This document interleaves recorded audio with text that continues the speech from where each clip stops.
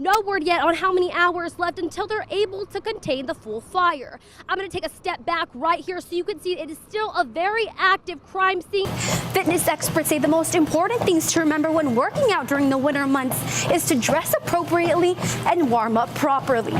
The state has announced that 500 to 1,000 people from the coastal Bend region will be evacuated to Bell County. Fox 44 Sydney Hernandez at the Temple Hospital now, where the new parents just spoke. Sydney, what can you tell us about this new little baby girl?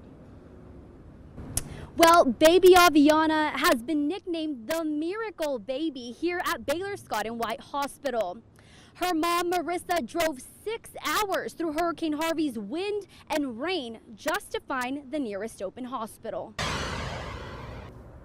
Killeen ISD has taken back their original plan of a practice known as lunch shaming. The district emailed parents saying breakfast and lunch school trays will be removed from students if they do not have enough money to pay. Belton administrators say this piece of land will look something like this by 2020. With lead levels in drinking water high enough to cause permanent damage to small children who drank it, many are switching over to drinking only bottled water. La policía está investigando quién fue el hombre que encontraron aquí en el medio del camino muerto. Every deputy will have a body cam just like this one. It'll turn on automatically as soon as the deputy grabs his taser. Over 75 people attended the forum where they voiced their concerns. The biggest issue we heard, budget cuts. Doctors say in less than 1 hour, you can help up to 4 people by donating blood. It's not just a mental game here at the Leadership Cadet program. Students undergo several physical activities like rappelling down a 20-foot wall. Even hours after the initial call about the fire, smoke was still visible for miles away. Officials say at least 2 of their own firefighters were injured. Officers say their main goal is to improve their physical fitness while avoiding injury. They believe this machine can do that. None of this equipment here has ever been used before. Staff say in about 11 hours, this new emergency department will be full of veterans waiting to be serviced. Take a look at some of this shattered glass. This is spread all throughout the old Emerson Elementary School.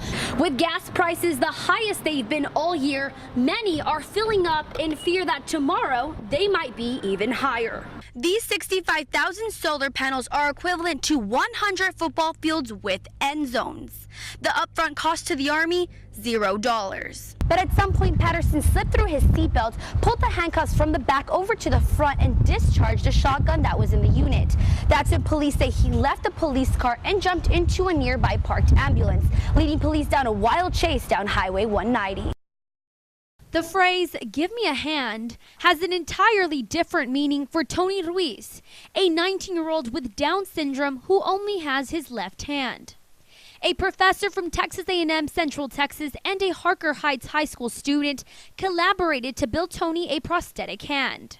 Bliss, you know, the way to describe it. Just being able to have helped somebody like this, the feeling is almost indescribable. Tony's mom, Kathy Ruiz, spoke to us via Skype from California. She says when she got the news, she couldn't believe how this would impact her son. And I just said, wow, how old are you? And Lee said, I'm 17, and I'm getting the chills because it just meant a lot to me. It was so spectacular. With 3D modeling and mathematical analysis, 17-year-old Lee Horton spent his summer designing and printing the hand. Just knowing that I could design a device to empower somebody, for somebody who hasn't had their right hand for 19 years, it was very awarding, and it's just a good feeling being able to help somebody like that. Lee installed sensors into the hand that memorize motion and will eventually become a natural movement for Tony. In the long run, in the next 2 to 5 years, as he uses it, he's going to discover himself what he's able to do that he's never been able to do before. The development took over 4 months to complete, and the printing took 25 hours. Dr. Roberts says she's printed prosthetics before, but this time around, it was a bit different. You get so caught up in the details and the logistics of the project that you almost forget about the human involved in the project. And when I saw Tony and his mom, and I saw the gratitude, It really got to me, and I realized what this really means. The hand was donated completely by Lee and Professor Roberts. I am 1,000% grateful, and I get the chills.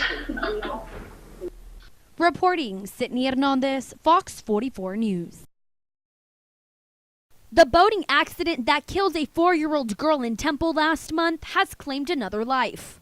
Temple police confirmed that Patrick Oliver died at Baylor Scott & White Medical Center this morning, 13 days after the accident. So this is an unfortunate event. It's super sad.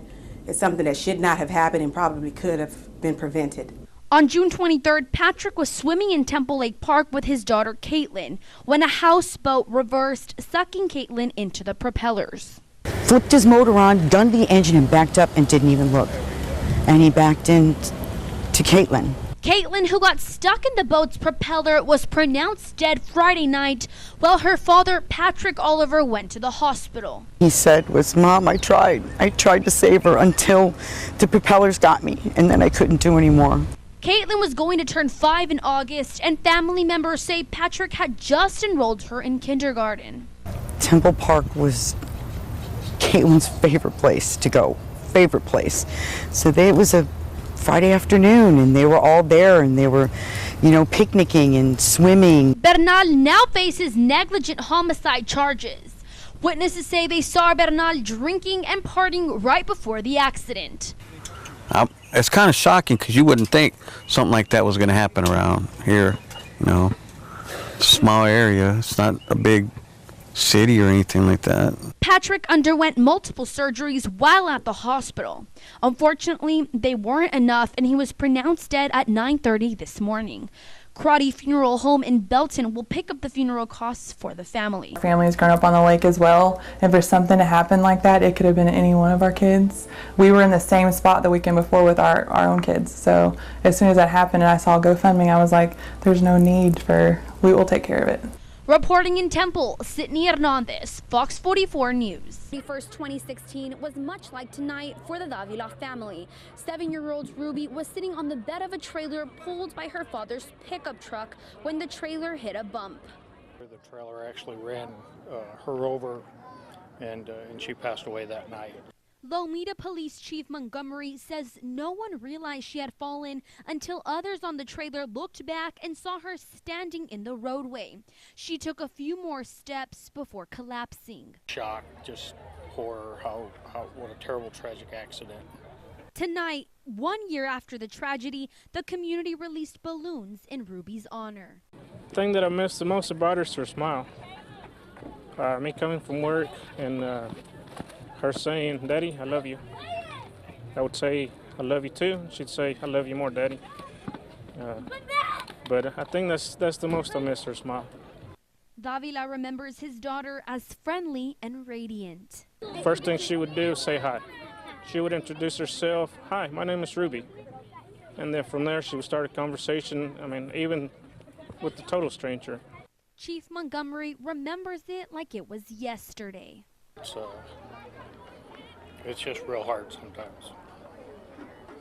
The small town of Lomita and Ruby's family is doing everything to make sure the little girl who touched so many people in her short life is never forgotten. And I know up above from heaven, she's still with us. No one was ever charged in Ruby's death because it was ruled an accident. In Lomita, Sydney Hernandez, Fox 44 News.